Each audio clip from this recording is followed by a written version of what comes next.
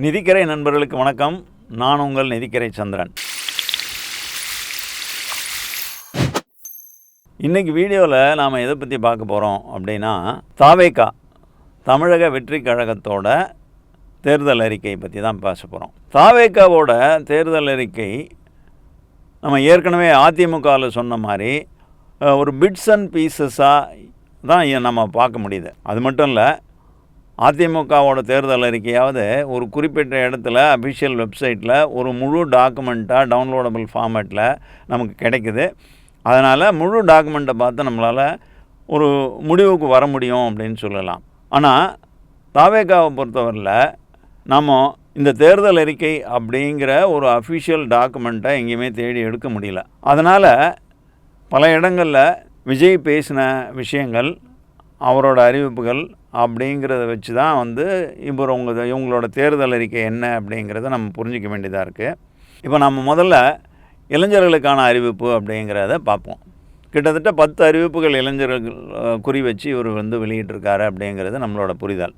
அதில் ஃபஸ்ட்டு பள்ளி கல்லூரிகளில் போதை ஒழிப்பு மன்றம் அப்படிங்கிற ஒரு விஷயத்தை தொடங்குவோம் அப்படிங்கிற மாதிரி சொல்லியிருக்காங்க. கிட்டத்தட்ட நாம் தேர்தல் அறிக்கையை பொருளாதார கோணத்தில் தான் பார்க்குறோம் அப்படிங்கிறதுனால இந்த மாதிரியான பள்ளிகளில் கல்லூரிகளில் போதை ஒழிப்பு மன்றம்னு தொடங்குறதுல பொருளாதார தாக்கம் பெருசாக இருக்காது. அது ஒரு குழுவை உருவாக்கி அவங்கள செயல்பட வைக்கிறது, அவங்களுக்கு தேவையான பிரச்சார மெட்டீரியல் அப்படிங்கிறதெல்லாம் பல இடங்களில் இதெல்லாம் யாராவது ஸ்பான்சர் பண்ண சொல்லி வாங்கிடுவாங்க. இதுக்கு அரசுக்கு பெரிதாக செலவு இருக்கும் அப்படின்னு நம்ம சொல்ல முடியாது, சொல்ல தேவையில்லை.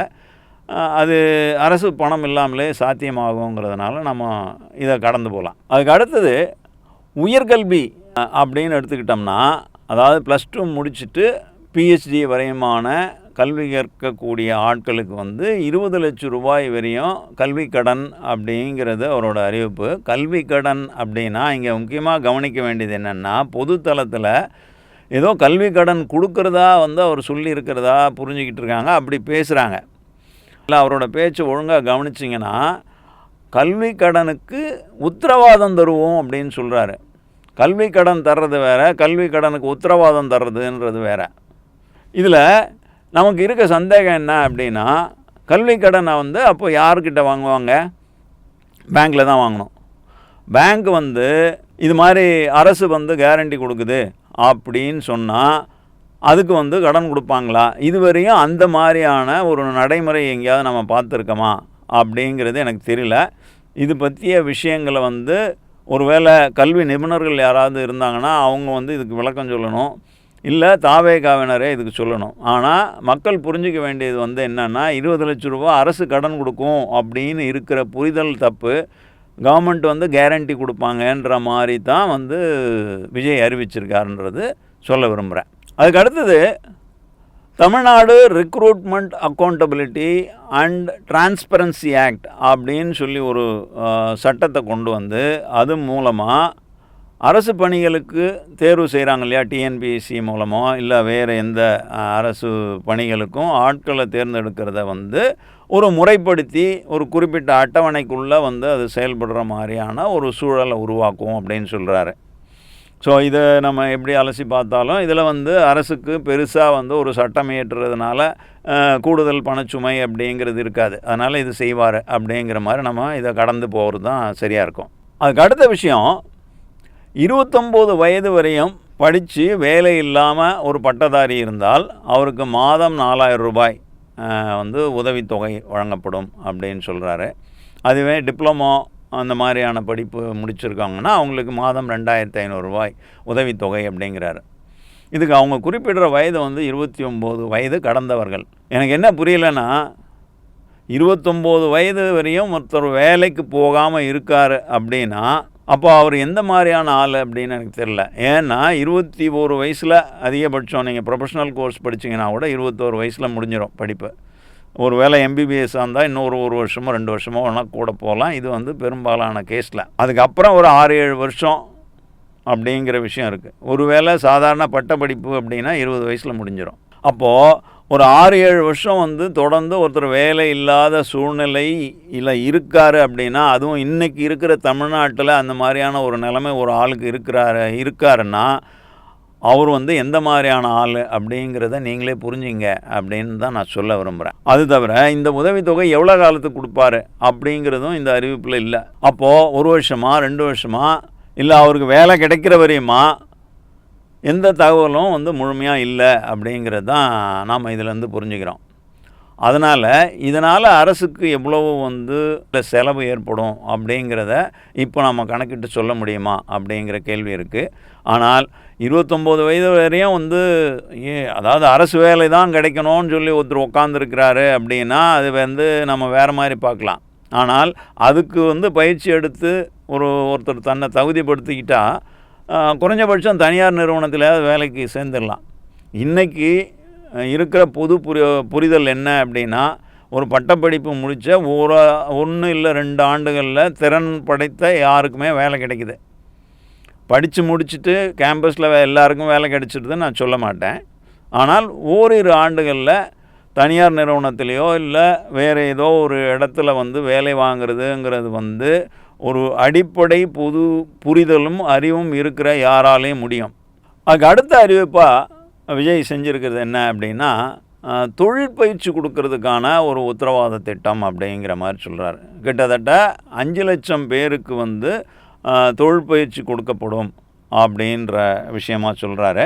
அந்த தொழிற்பயிற்சி பெற்ற ஆளுங்களுக்கு வந்து அவங்க பட்டதாரியாக இருந்தால் மாதம் 10,000 ரூபாயும், அதே மாதிரி டிப்ளமோ முடித்தவங்களுக்குன்னா 8,000 ரூபாயும் வந்து ஸ்டைஃபண்ட் அப்படிங்கிற மாதிரியான ஒரு உதவித்தொகை வந்து வழங்கப்படும் அப்படிங்கிறது வந்து அந்த அறிவிப்பாக இருக்குது. இந்த அறிவிப்பும் எத்தனை வருஷத்துக்கு இந்த மாதிரியான உதவித்தொகை கிடைக்கும் அப்படின்னு தெரியல. ஆனால் இதில் வந்து அரசுக்கு செலவு இருக்குது அப்படிங்கிறதுனால இந்த 10,000 ரூபாயோ 8,000 ரூபாயோ வந்து அவர் வேலை செய்கிற நிறுவனம் ஏற்றுக்கும் அப்படின்லாம் சொல்லலை. இவர் தான் வந்து அவங்களுக்கு வழங்கப்படும் சொல்கிறதுனால அது அரசு மூலமாக வழங்கப்படும் அப்படிங்கிற மாதிரி தான் நம்ம புரிஞ்சிக்க வேண்டியதாக இருக்குது. ஆனால் ஆண்டுக்கு 5 லட்சம் பேருன்னு அவர் சொல்லியிருக்காரு. அப்போது இது வந்து எவ்வளோ பெரிய மாநில அரசுக்கான ஒரு பட்ஜெட்டை இன்க்ரீஸ் பண்ணும் அப்படிங்கிறது நம்ம யோசிக்க வேண்டியிருக்கு. இதில் இன்னொரு தகவல் நான் சொல்ல விரும்புகிறேன். அதாவது இந்த பட்டதாரிகளுக்கு அப்படின்னு சொல்கிறாரு இல்லையா, அந்த பயிற்சியை கொடுக்குறதுல இப்போது எவ்வளோ தூரம் வந்து ஒரு ஆண்டில் நம்ம தமிழ்நாட்டில் மட்டும் படித்து வெளியே வரக்கூடிய பட்டதாரிகள் அப்படிங்கிற புள்ளி விவரம் ஒன்றுத்தை நம்ம தேடணும். அதில் நமக்கு கிடைச்ச புள்ளி விவரங்களில் குறைந்தபட்ச எண்ணிக்கையை மட்டும் நம்ம பார்ப்போம். ஏன்னா அதிகபட்சம் வேண்டாம், ஒரு கன்சர்வேட்டிவான எஸ்டிமேட் அப்படின்னு நம்ம எடுத்துக்கிட்டால் கூட இன்றைக்கி சூழ்நிலையில் 6-7 லட்சம் பட்டதாரிகள் வந்து தமிழகத்தில் ஒரு ஆண்டில் படித்து முடித்து வெளியே வராங்க அப்படிங்கிற மாதிரி தெரியுது. அதில் கிட்டத்தட்ட ஒரு 3 லட்சம் பட்டதாரிகள் வந்து தொழில்நுட்பம் சார்ந்தவங்க, அதாவது ப்ரொஃபஷ்னல் கோர்சஸில் முடிச்சுட்டு வரவங்க. அவங்க இன்ஜினியரிங்காக இருக்கலாம், இல்லை மெடிசனாக இருக்கலாம், இல்லை லா படித்தவங்களாக இருக்கலாம், இல்லை மேனேஜ்மெண்ட் கோர்சஸ் முடித்தவங்களாக இருக்கலாம்.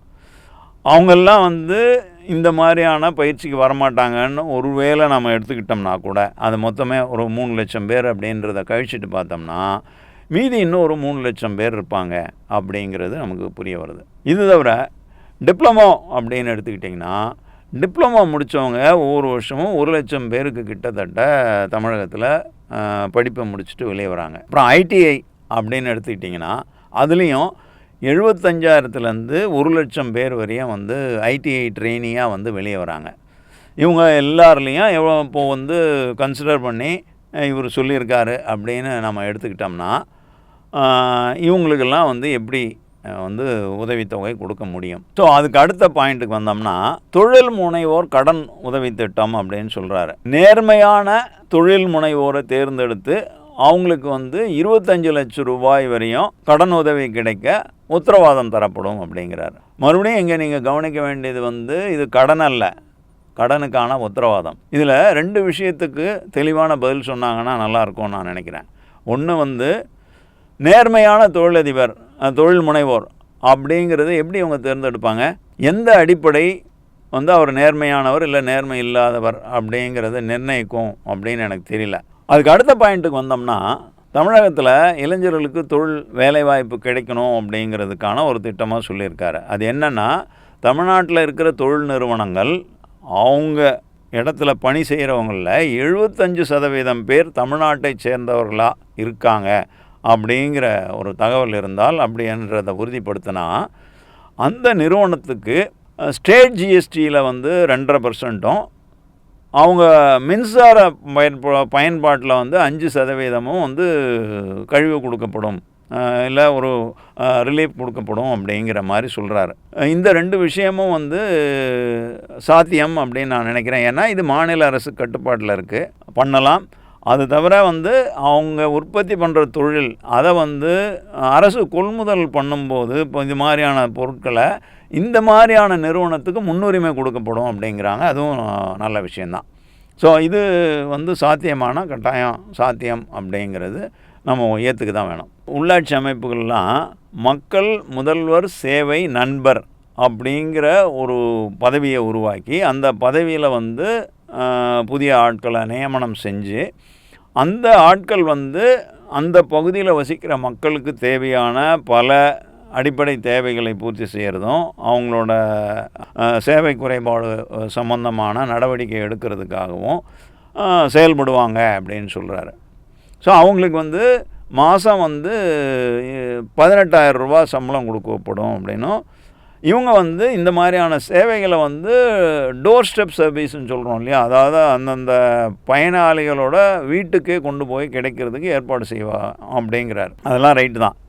ஆனால் இதில் என்ன ஒரு விஷயம் தெளிவில்லாமல் இருக்குது அப்படின்னா, இது தொடர்பான பத்திரிகைகளில் வந்த செய்திகள் எல்லாம் நமக்கு என்ன சொல்லுது அப்படின்னா, ஒரு ஊராட்சிக்கு ஒரு ஆள் அப்படிங்கிற மாதிரியான புரிஞ்சுக்கிற தகவலாக இருக்குது.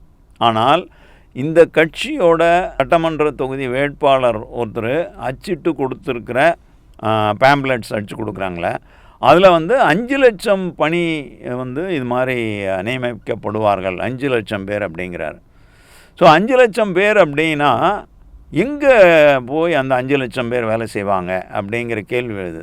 ஏன் அப்படிங்கிறது சொல்கிறேன் பாருங்கள். இப்போ தமிழ்நாட்டில் எடுத்துக்கிட்டிங்கன்னா மொத்தம் எத்தனை பஞ்சாயத்து? மொத்தமே வந்து 12,500 பஞ்சாயத்துக்கள் தான் இருக்குது. இந்த 12,500 பஞ்சாயத்து தவிர 490 நகர பஞ்சாயத்து, அதாவது டவுன் பஞ்சாயத்து இருக்குது, 138 முனிசிபாலிட்டிஸ் இருக்குது, 388 பஞ்சாயத்து யூனியன்கள் இருக்குது, 25 கார்ப்பரேஷன் இருக்குது. ஸோ எல்லாத்தையும் ஒரு 15,000 பேர் பஞ்சாயத்து அமைப்புகள் அப்படின்னு வச்சுக்கிட்டா கூட, இடங்கள்னு வச்சுக்கிட்டா கூட, உங்களுக்கு வந்து 5 லட்சம் பேர் இங்கே எம்ப்ளாய் பண்ணுறதுக்கு வாய்ப்பு உண்டா என்னான்னு தெரில. இந்த அச்சிட்ட பிரசுரத்தில் வந்த தகவல் அப்போ தவறான தகவல் அப்படின்னா, இது மாதிரி இதை வந்து எத்தனை பேர் இப்படி தப்பாக அச்சிட்டு கொடுத்துட்ருக்காங்க அப்படின்னு தெரியல. அதை வந்து தான் மக்கள் பெருவாரியாக பார்ப்பாங்க. அது தவிர அந்த 5 லட்சம் பேருக்கு 18,000 ரூபா மாத சம்பளம் அப்படின்னா, அப்போது ஆண்டுக்கு எவ்வளோ கூடுதல் பணிச்சுமை அதனால் மட்டும் ஏற்படும்னு பாருங்கள். ஸோ இது மாதிரி பல விஷயங்கள் வந்து நமக்கு தெளிவுபடுத்தப்படாமல் இருக்குது இந்த தேர்தல் அறிக்கையில். அதுக்கு அடுத்தது தமிழ்நாடு யூத் அட்வைசரி கவுன்சில் அப்படின்னு சொல்லி இளைஞர்கள் வந்து ஆளும் தரப்புக்கு அதிகாரிகளுக்கு ஆலோசனை சொல்கிறதுக்காக ஒரு குழு அமைக்கப்படும் அப்படிங்கிறாங்க. இது மாதிரி நிபுணர் குழு பலது அமைக்கிறாங்க இல்லையா, அது மாதிரி தான் வந்து இது இளைஞர் குழு அப்படின்னு அவங்க சொல்கிறாங்க. பெரிய பிரச்சனை இல்லை, இது வந்து பெரிய செலவு பிடிக்கக்கூடிய விஷயமும் இல்லை. ஆனால் பொதுவாக வந்து அனுபவம் உள்ள மூத்தவர்களை வந்து ஆலோசனை குழுவாக போடுவாங்க. இவர் வந்து இளைஞர் குழு அமைக்கப்படும் அப்படின்னு சொல்கிறதுக்கு காரணம், பெருவாரியான இவரோட ரசிகர்களும் இவரோட வர்ச்சுவல் வாரியர்ஸ்ன்னு சொல்கிறவர்களும் இவங்க கட்சி உறுப்பினர்களும் இளைஞர்களாக இருக்கிறதுனால அவங்க இதில் இடம் பெறணும் அப்படிங்கிறத கருத்தில் வச்சு சொல்லியிருக்காரோ. இந்த ஆட்சிக்கும் அதிகாரிகளுக்கும் எவ்வளோ தூரம் உதவிகரமாக இருக்க போகுதுங்கிறத அவங்க சொல்கிற போகிற ஆலோசனையை தான் பார்த்துட்டு தான் நம்ம சொல்ல முடியும். இளைஞர்கள்னாலே அவங்களால நல்ல யோசனை சொல்ல முடியாதுன்னு நான் ஒட்டு மொத்தமாக ஒதுக்கவும் மாட்டேன்.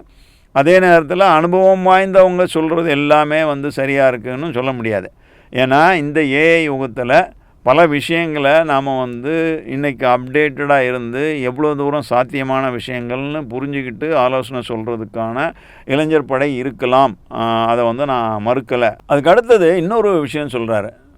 என்னென்னா, படைப்பாளி தொழில் முனைவோர் திட்டம் அப்படிங்கிற மாதிரி ஒரு விஷயம். இதில் தொழில் முனைவோர் அப்படிங்கிறதும் வந்து வேறு விஷயம், படைப்பாளி அப்படிங்கிறது வந்து வேறு விஷயம் அப்படின்னு நான் நினைக்கிறேன். இவர் இந்த 2 விஷயத்தையும் கிளப் பண்ணி சொல்லும்போது, அப்போது இவர் யாரை சொல்கிறாரு அப்படிங்கிறத பற்றி எனக்கு தெளிவாக புரியல.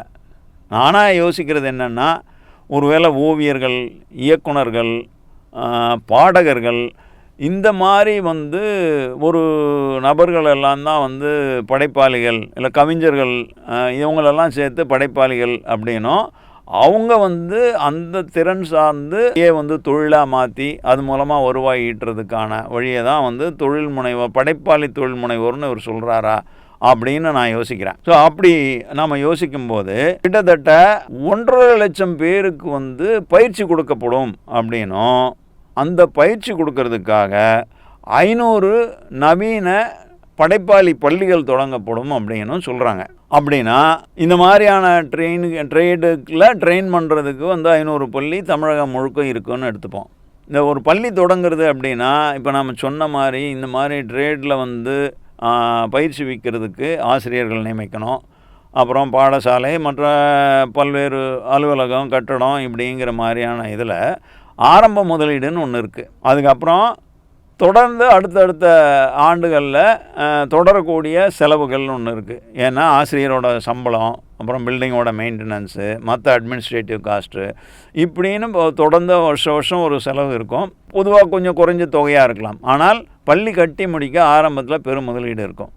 அப்போது 500 பள்ளி கட்டுறதுக்கும் அதை தொடர்ந்து நடத்துறதுக்கும் எவ்வளோ செலவாகும், இது எங்கேருந்து வரும் அப்படிங்கிற விஷயம் வந்து விளக்கப்படாமல் இருக்குது. இதுவும் வந்து நம்ம பட்ஜெட்டில் ஆனால் பெருந்தொகையாக வர்றதுக்கான வாய்ப்புகள் இருக்குது அப்படிங்கிறத நம்ம மறுக்க முடியாது. அது தவிர இந்த படைப்பாளி தொழில் முனைவோர் இருக்காங்க இல்லையா, இவங்களுக்கெல்லாம் வந்து சொந்தமாக தொழில் தொடங்க தொடக்க கால மூலதனம் வழங்கப்படுங்கிறாங்க. அதாவது இது சீட் கேபிட்டல் அப்படின்னு புரிஞ்சுக்கலாமா, இல்லை வெஞ்சர் கேபிட்டல்னு இன்றைக்கி பரவலாக பேசப்படுற அந்த விஷயமா என்னன்னு தெரில. பொதுவாக சீட் கேபிட்டல்னால் சின்ன தொகையாக இருந்தால் சீட் கேபிட்டல்னு சொல்லுவாங்க. பட் வெஞ்சர் கேபிட்டல்னால் ஒரு பெருந்தொகையாக இருக்கும். அது வந்து அரசால் தர முடியுமா எல்லாருக்கும் அப்படிங்கிறது தெரியல. ஸோ இதெல்லாம் வந்து இளைஞர்களுக்கான அறிவிப்பாக இருந்தது. அதுக்கு அடுத்தது நீங்கள் எதிர்பார்க்குற அந்த விஷயத்துக்கு வருவோம். ரைட் தான், பெண்களுக்கான அறிவிப்பு. ஸோ பெண்களுக்கான அறிவிப்பு ஏற்கனவே டிவி இல்லை வேறு மீடியாக்களில் பார்த்துருக்கலாம். ஆனால் அதனோட பொருளாதார தாக்கம் என்ன அப்படிங்கிறத பற்றி நீங்கள் இதுவரையும் யோசிச்சிருக்காமல் போயிருக்கலாம். அதை பற்றிய விஷயத்தை தான் நம்ம இப்போ பார்க்க போகிறோம். முதல் திட்டம் வந்து அண்ணன் சீர்திட்டம். அண்ணன் சீர்திட்டத்தில் அவர் என்ன சொல்கிறாரு, ஒவ்வொரு திருமணமாகக்கூடிய பெண்ணுக்கும் 8 கிராம் தங்கம், ஒரு தரமான பட்டுப்புடவை அப்படிங்கிறாரு. அதனால் ஒவ்வொரு பட்டுப்புடவையும் 10,000 ரூபா அப்படின்னு வச்சுப்போம். 8 கிராம் அதாவது 1 பவுன் தங்கம் அப்படின்னாரு. இன்றைக்கி விலை எவ்வளோ அப்படிங்கிறது உங்களுக்கு தெரியும், தங்கத்தோட விலை.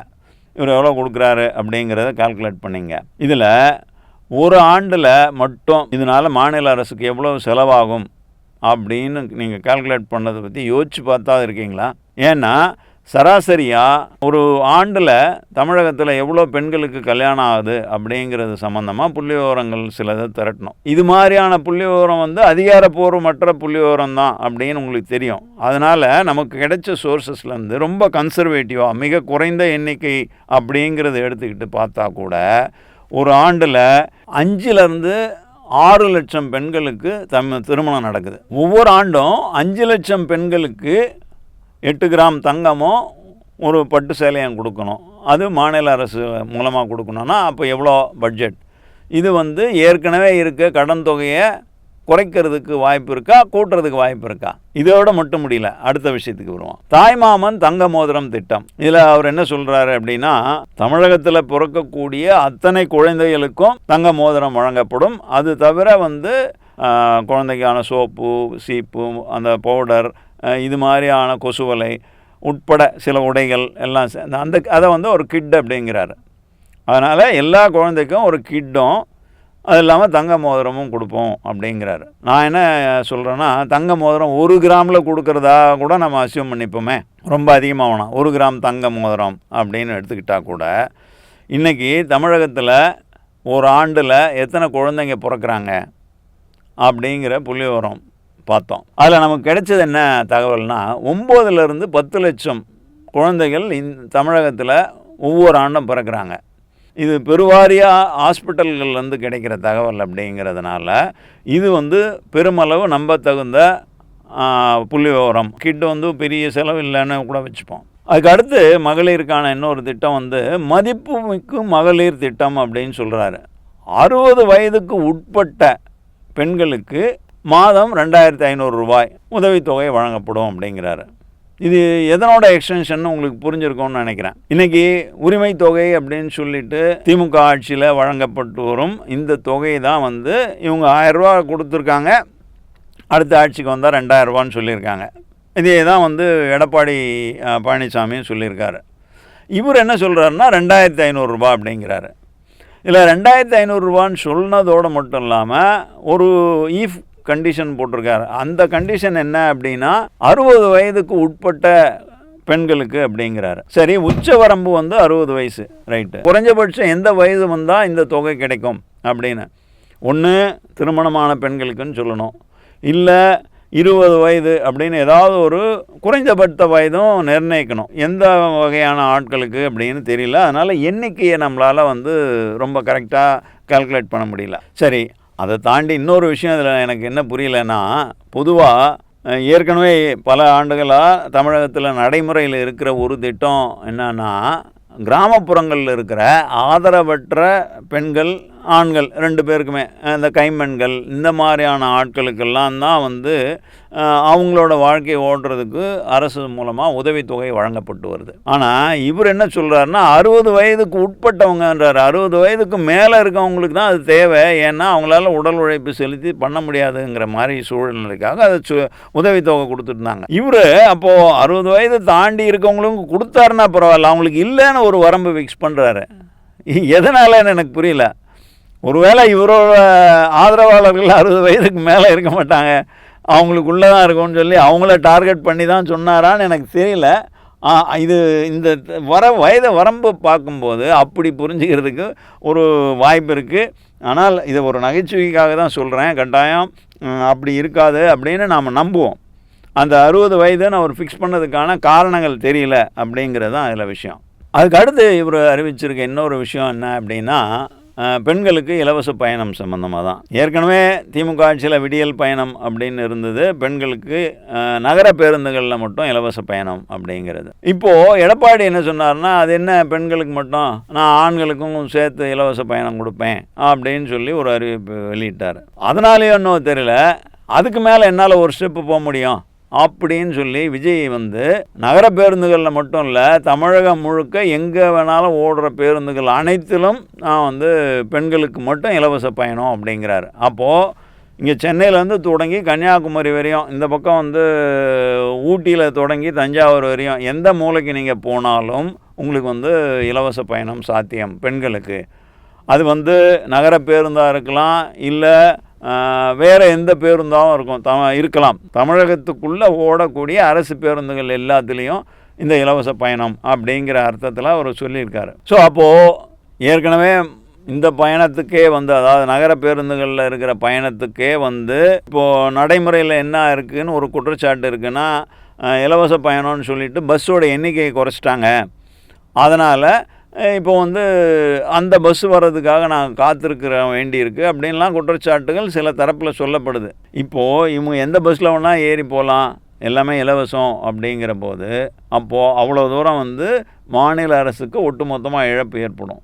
உத்தேசமாக இதனால் மட்டும் எவ்வளோ இழப்பு ஏற்படும் அப்படின்னு நம்ம புரிஞ்சுப்போமே அப்படிங்கிறதுக்காக இந்த தமிழக போக்குவரத்து கழக பஸ்களில் டிக்கெட் விற்பனை மூலமாக ஒரு ஆண்டுக்கு எவ்வளோ வந்து வருமானம் வருது அப்படிங்கிற புள்ளி விவரத்தை தேடணும். நமக்கு லேட்டஸ்ட் புள்ளி விவரங்கள் எதுவும் கிடைக்கல. அது தவிர அது வந்து இந்த இலவச பஸ் பயணத்தோட தாக்கத்தோடலாம் இருக்குங்கிறதுனால நம்ம வந்து 2020-21 அந்த ஆண்டில் மாநிலத்தில் போக்குவரத்து கழக பஸ்களோட இந்த டிக்கெட் விற்பனை மூலமாக மட்டும் எவ்வளோ வருவாய் வருது அப்படின்னு சொல்லி பார்த்தோம். அது வந்து கிட்டத்தட்ட 6300 கோடி ரூபா அப்படின்னு ஒரு புள்ளி விவரம் சொல்லுது.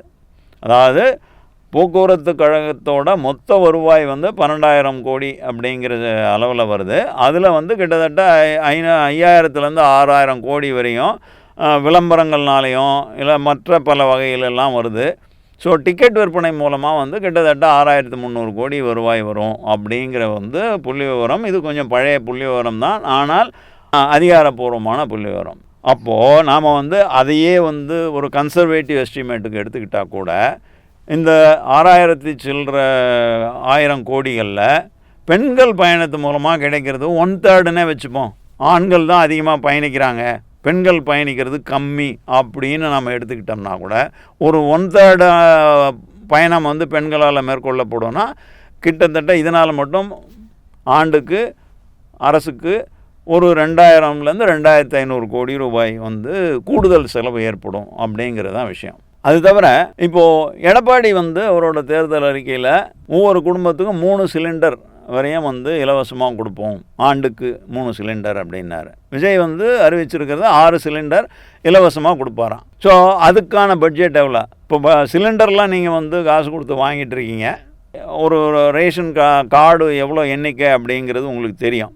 இன்றைக்கி வந்து தமிழ்நாட்டில் கிட்டத்தட்ட 2.25 கோடி ரேஷன் கார்டுகள் இருக்குது. அத்தனை ரேஷன் கார்டு உள்ள குடும்பத்துக்கும் 6 சிலிண்டர் இலவசமாக கொடுக்கப்படும்னா அதுக்கு எவ்வளோ செலவாகும்னு நீங்களே பட்ஜெட் போட்டுங்க. அவங்க வந்து எல்லா ரேஷன் கார்டுக்கும் இல்லை, அந்த அன்ன யோஜனா ஸ்கீமில் இருக்கிற ரேஷன் கார்டுக்கு மட்டும்னா கூட தமிழ்நாட்டை பொறுத்தவரையில் அது வந்து 1.5 கோடி ரேஷன் கார்டு இருக்குது. ஸோ 1.5 கோடி ரேஷன் கார்டுக்கு 6 சிலிண்டர் வருஷத்துக்கு இலவசமாக, அது ஒவ்வொரு ஆண்டும் தொடர்ந்து வரக்கூடிய செலவு. அப்படின்னா எவ்வளோ செலவாகும் அப்படின்னு கணக்கிடுறதுக்கு உங்களாலேயே முடியும். அதுக்கு அடுத்தது இன்னொரு திட்டம் அறிவிச்சிருக்காரு விஜய். ஆனால் அது பாராட்ட வேண்டிய விஷயம். என்னை பொறுத்தவரையில் நான் அதை வந்து மனம் திறந்து பாராட்டுறேன். அது என்ன அப்படின்னா, பள்ளிகள்லேயும் கல்லூரிகள்லேயும் அதே மாதிரி கூட்டுறவு கடை போன்ற ரேஷன் கடைகள் மூலமாகவும் பெண்களுக்கு சானிட்டரி நாப்கின் இலவசமாக வழங்கப்படும் அப்படிங்கிறார். ஒரு குடும்பத்தில் பெண்கள் வந்து மிக முக்கியமான பங்கு வகிக்கிறாங்க.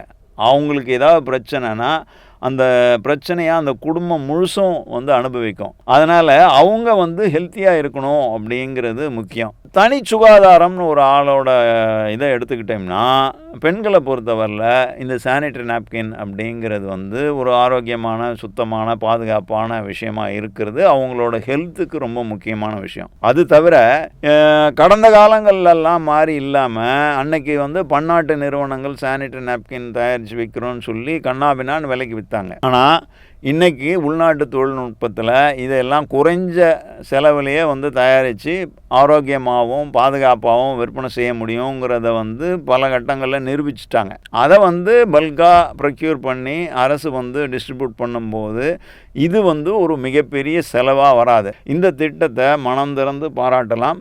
இதை வந்து வரவேற்க வேண்டிய திட்டம் அப்படின்னு நான் நினைக்கிறேன். அதுக்கு அடுத்தது சிங்கப்பெண் திட்டம் அப்படிங்கிற மாதிரியான ஒரு திட்டமும் சொல்லியிருக்காங்க. அதுதான் வந்து என்னென்னா, இந்த மகளிர் சுய உதவி குழுக்களுக்கு வந்து 5 லட்சம் ரூபாய் வரையும் வட்டி இல்லா கடன் அப்படிங்கிற மாதிரி சொல்கிறாங்க. அதுக்கப்புறம் வந்து 2 லட்சம் வரையும் மானியங்கிறாங்க. ஸோ இதில் வந்து 5 லட்சம் ரூபாய் வட்டி இல்லா கடன், 2 லட்சம் மானியம் அப்படின்னா அப்போ 3 லட்ச ரூபா வட்டியோட கடன் அப்படிங்கிறது தான் அர்த்தம்.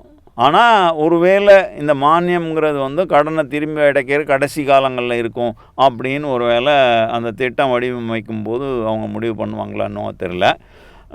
ஆனால் பெண்களை ஊக்குவிக்கக்கூடிய எந்த ஒரு விஷயமும் நம்ம வந்து கட்டாயம் பாராட்டணும். அதுக்கு அடுத்தது இன்னொரு விஷயம், காமராஜர் பேரில் கல்வி வளர்ச்சி சம்மந்தமாக ஒரு திட்டம் அறிவிச்சிருக்காரு.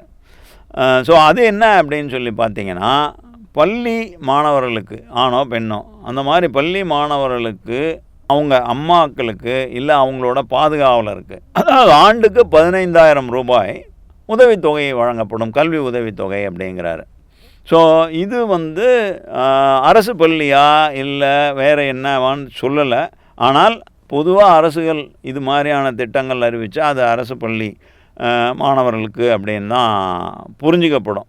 அது தாண்டி இவர் காஞ்சிபுரத்தில் தன்னோட ரசிகர்களிடையே தன்னோட கட்சி உறுப்பினர்களிடையே பேசின போது சில விஷயங்கள் வந்து வெளியாச்சு. ஆனால் அது தொடர்பான அறிவிப்புகள் எதுவும் வந்து வேறு தளங்களில் இல்லை. அப்போ வந்து ஒவ்வொரு வீட்டுக்கும் வந்து இருசக்கர வாகனம் ஒன்று உறுதி செய்யப்படும் அப்படின்னு சொன்னார். எல்லாருக்கும் குடியிருப்பு ஏற்பாடு செய்யப்படும்னாரு. இப்படியான பல விஷயங்கள்லாம் சொன்னார். இது தொடர்பான நமக்கு மேற்கொண்டு தகவல்கள் கிடைக்கல. இதை தாண்டி இப்போ நம்ம பேசின விஷயங்கள் எல்லாமும் கூட இதை ரொம்ப மன வருத்தத்தோடு பதிவு செய்கிறேன். என்னென்னா, நான் ஒரு முதல்வராக ஆகணும் அப்படிங்கிற ஒரு விருப்பமும் ஆசையும் கொண்டு ஒரு கட்சி தொடங்கி அவருக்கு பின்னாடி இவ்வளோ ஒரு பெரிய கூட்டம் இருக்குது அப்படிங்கிறதெல்லாம் தெரிஞ்சு அதுக்கப்புறமும் அவர் தன்னை ஒரு ஆர்கனைஸ்ட் என்டிட்டியாக உருவாக்கிக்கிறாங்களா அப்படிங்கிற கேள்வி இருக்குது. ஏன்னா இன்றைக்கு வரையும் இந்த தாவேகா கட்சிக்கு ஒரு அஃபிஷியல் வெப்சைட் அப்படிங்கிறதே இல்லாமல் இருக்குது. அந்த தாவேகா கட்சி பேரில் பல விஷயங்கள் நம்ம வெப்சைட்டு அப்படின்னு சொன்னாலும் அது எதுவுமே அதிகாரப்பூர்வமான வெப்சைட் இல்லை. அதனால் என்ன பிரச்சனைனா, இப்போது இவங்க அங்கங்கே பேசுகிறதெல்லாம் தொகுத்து தான் நம்ம தேர்தல் அறிக்கைன்னு கூட கொஞ்சம் புரிஞ்சிக்க வேண்டியதாக இருக்குது. ஒரு அரசியல் கட்சிங்கிறது அதனோட தேர்தல் அறிக்கையை அவங்களோட அஃபிஷியல் வெப்சைட்டில் ஒரு டாக்குமெண்ட்டாக கொடுக்க வேணாமா? யார் வேணும்னாலும் எப்போ வேணாலும் போய் பார்க்கலாம், இதுதான் அவங்க தேர்தல் அறிக்கைன்னு புரிஞ்சுக்கிற மாதிரி ஒரு ஆவணமாக கொடுக்க வேண்டாமா? அந்தளவு கூட உங்களால் ஆர்கனைஸ்டாக இருக்க முடியாது அப்படின்னா உங்களுக்கு எதுக்கு முதல்வர் பதவி மேலே ஆசை? உங்களை நம்பி பின்னாடி நிற்கிற இவ்வளோ பேர் அவங்க உங்களை என்ன தான் நினச்சிட்ருக்காங்க நீங்கள் நினைக்கிறீங்க? எல்லாரையும் முட்டாளாக நினைக்கிறீங்களா? புரியல எனக்கு. இது மட்டும் இல்லை, பல விஷயங்கள் இது பற்றி அரசியல் தளங்களில் குற்றச்சாட்டு வைக்கப்படுது. நான் அரசியல் ரீதியான குற்றச்சாட்டுக்கெல்லாம் போகல, அது மொத்தத்தையும் பேசுகிறது என்னோட தரப்பு பிரச்சனை இல்லை. ஆனால் பொருளாதார தொடர்பான பிரச்சனைகளை நம்ம பேசுகிறோன்னு எடுத்துக்கிட்டு இந்த கட்சி பற்றி மட்டும் இல்லை, எல்லா அரசியல் கட்சிகளோட தேர்தல் அறிக்கையும் எடுத்து தான் விமர்சனம் பண்ணுறோம். அந்த வகையில் தான் அங்கே வரும். ஆனால் இதுக்கு நம்ம முயற்சி பண்ண போது பல மணி நேர தேடலுக்கு பிறகு நமக்கு எதுவுமே கிடைக்கல. கூகுள் சர்ச்சில் நம்ம டிவிகே 2006 எலெக்ஷன் மேனிஃபெஸ்டோ அப்படின்னு சொல்லி போட்டு தேடினா நமக்கு என்ன கிடைக்குது அப்படிங்கிறத நான் அப்படியே ஸ்க்ரீன்ஷாட்டாக எடுத்து வச்சுருக்கேன். அந்த ஸ்க்ரீனில் பாருங்கள். இதுதான் நமக்கு இந்த கட்சியை பற்றி கிடைக்கிற தகவலாக இருக்குது. நேற்று இன்னொரு நண்பர்கிட்ட பேசியிருந்தேன், அவரும் என்ன மாதிரி மீடியா நபர் தான். இதில் என்னென்னா, இந்த ஐடி, இந்த ஏஐ அப்படின்னு சொல்லக்கூடிய இந்த மாதிரியான நவீன தொழில்நுட்பங்கள் சார்ந்து என்னை விட நல்ல புரிதல் உள்ள ஆள், நீண்ட காலமாக இந்த துறையில் தொடர்ந்து எழுதிக்கிட்டு இருக்கிற ஒரு ஆள். அவர் என்கிட்ட சொன்ன விஷயம், டிவிகேக்கு அஃபிஷியல் வெப்சைட் இல்லை, நீங்கள் போய் தேடினீங்கன்னா 2-3 சைட் வரும், ஆனால் எதுவுமே அஃபிஷியல் வெப்சைட் இல்லை அப்படிங்கிறாரு. இப்போ நான் தேடின போது கூட இப்போ நீங்கள் ஸ்க்ரீனில் பார்க்குறீங்களே 2 லிங்க்கு, அந்த 2 லிங்க்கை கிளிக் பண்ணி பார்த்தா நமக்கு என்ன வருது அப்படின்னா, இந்த தாவேகா தொண்டர்களோ இல்லை உறுப்பினர்களோ தேர்தல் அறிக்கையில் என்ன விஷயங்கள் இடம்பெறலான்னு சொல்லி அவங்களோட ஆலோசனையாக இல்லை கருத்தாக பதிவு செய்கிறதுக்கான ஒரு மனு தான் அதில் இருக்குது. ஸோ அந்த மனுவை தாண்டி அதில் வேறு எந்த விஷயங்களும் இல்லை. ஸோ அப்போது நீங்கள் ஊடகத்தினரை என்ன தான் மதிக்கிறீங்க? ஏற்கனவே ஊடகத்துக்கு பேட்டி கொடுக்கறது இல்லை அப்படின்லாம் சொல்கிறாங்க, நீங்கள் அதை விட்டுருங்க. ஆனால் தகவல் தொடர்பு அப்படிங்கிற ஒரு விஷயத்தையாவது ஒரு அரசியல் கட்சியாக நீங்கள் கரெக்டாக செய்யணுமா இல்லையா? இதுக்கு உங்கள் பின்னாடி வெர்ச்சுவல் வாரியர்ஸ்னு ஒரு மிகப்பெரிய குழுவே இருக்குது, ஒரு பெரிய டீம். கிட்டத்தட்ட ஐடி துறையில் நல்ல விவரமுள்ள அவ்வளோ பெரிய இளைஞர் படை வச்சுக்கிட்டு இருக்க நீங்கள் ஒரு வெப்சைட்டு அஃபிஷியலாக வச்சு அதை மெயின்டைன் பண்ண வேண்டாமா? ஆனால் இது எதுவுமே செய்யாமல் இப்படி நீங்கள் தொடர்றது என்னை பொறுத்தவரையில் உங்களை நம்பி உங்கள் பின்னாடி இருக்கிற தொண்டர்களுக்கும் உங்கள் கட்சிக்காரங்களுக்கும் இந்த வெர்ச்சுவல் வாரியர்ஸுக்கும் உங்களை நம்பி ஓட்டு போடலான்னு நினச்சிக்கிட்டு இதிலெல்லாம் தொடர்பு இல்லாமல் வெளியில் இருக்க இன்னும் ஏராளமான மக்கள், அவங்களுக்கெல்லாம் செய்யக்கூடிய மிகப்பெரிய துரோகம் அப்படின்னு நான் நினைக்கிறேன். என்னோடய கருத்துக்கள் உங்களை குற்றம் சொல்லணுங்கிற நோக்கத்தில் சொல்லப்பட்டதில்லைன்னு நீங்கள் புரிஞ்சுப்பீங்க அப்படின்னு நான் நினைக்கிறேன். ஏன்னா நான் உங்களை குற்றம் சொல்லணுன்னா வேறு மாதிரி கூட பேசியிருக்கலாம். உங்கள் திட்டங்களில் எது சாத்தியம், எதில் என்ன பிரச்சனை இருக்குது அப்படிங்கிறத ஒரு கன்ஸ்ட்ரக்டிவ் கிரிட்டிசிசமாக தான் இங்கே நாங்கள் ப்ரெசென்ட் பண்ணியிருக்கோம். அதனால் எங்கள் நோக்கம் இப்போ உள்ள நாள் இல்லாட்டி கூட இதுக்கு மேலேயாவது உங்களோட பாதையும் உங்களோட போக்கையும் திருத்திக்கிட்டு உங்கள் பின்னாடி நிற்கிற ஆட்களுக்கு நம்பிக்கை தர மாதிரி உங்களை மாற்றிக்கிட்டு அவங்கள லீட் பண்ணக்கூடிய ஒரு ரியல் ஹீரோவாக இருங்க. இன்னும் நீங்கள் சினிமா ஹீரோ இல்லை அப்படிங்கிறத உங்களுக்கு ஞாபகப்படுத்த விரும்புகிறேன். ஸோ சினிமா ஹீரோ வேறு, இன்றைக்கி அரசியல் ஹீரோ அப்படிங்கிறது வேறு.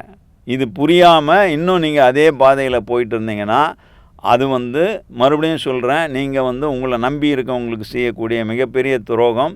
இப்படியே தொடர்ந்தீங்கன்னா கொஞ்சம் கொஞ்சமாக உங்கள் பின்னாடி இருக்க அந்த கூட்டம் கரைஞ்சி போயிடும். அதுக்கு ரொம்ப நாள் ஆகாது. அப்படி நீங்கள் அதை கைவிட்டுற வேணாம். ஏன்னா கூட்டம் திரட்டுறது மிகப்பெரிய சவாலான விஷயம் அப்படிங்கிறத நீண்ட காலமாக அரசியலையும் பார்த்துக்கிட்டு இருக்க நபர்ன்றதுனால எனக்கு தெரியும். ஆனால் உங்களுக்கு கூடி வந்த இந்த கூட்டத்தை குறைஞ்சபட்சம் தக்க வச்சு அதை அவங்கள கரெக்டாக வழிநடத்தி அது மூலமாக நாளைக்கு நீங்கள் சீஃப் மினிஸ்டராக வரணும் அப்படின்னு நினச்சிங்கன்னா செய்யுங்க. அதை நம்ம இல்லைன்னு சொல்ல, வேணான்னு சொல்ல. ஆனால் உங்களை நீங்கள் மாற்றிக்காத வரையும் இதே பாதையில் தான் போவேன், இப்படி எல்லாத்துலேயும் டிஸ்ஆர்கனைஸ்டாக தான் இருப்பேன் அப்படின்னா அந்த கனவு சாத்தியமாகுமாங்கிறத பற்றி என்னால் கருத்து சொல்ல முடியல. உங்கள் பின்னாடி இருக்கவங்க சாத்தியம் நம்புகிறாங்களே அவங்கள ஏமாத்திராதீங்க. அதை மட்டும்தான் சொல்ல விரும்புகிறேன். இந்த காணொலியில் தாவேகா பற்றிய ஒரு கன்ஸ்ட்ரக்டிவான கிரிட்டிசிசம், கட்சி பற்றி மட்டும் இல்லை, அதனோட தலைவர் பற்றியும் உங்கள் போக்குகள் பற்றியும் நீங்கள் வெளியிட்டிருந்த இந்த தேர்தல் அறிக்கை பற்றியும் ஒரு கன்ஸ்ட்ரக்டிவ் கிரிட்டிசிசமாக எங்கள் கருத்துக்களை பதிவு செஞ்சுருக்கோம். உங்கள் கட்சியோட எதிர்காலம் நினச்சி நீங்கள் இதை ஏற்றுப்பீங்கன்னு நினைக்கிறேன். உங்களுக்கு இந்த கருத்து பிடிச்சிருந்ததுன்னா, காணொலி பிடிச்சிருந்ததுன்னா உங்கள் நண்பர்களுக்கும் உறவினர்களுக்கும் உங்கள் கட்சிக்காரங்களுக்கும் இதை பகிர்ந்துருங்க. எங்கள் சேனலை சப்ஸ்கிரைப் பண்ணுங்கள், இந்த வீடியோவை லைக் பண்ணுங்கள். நன்றி, வணக்கம்.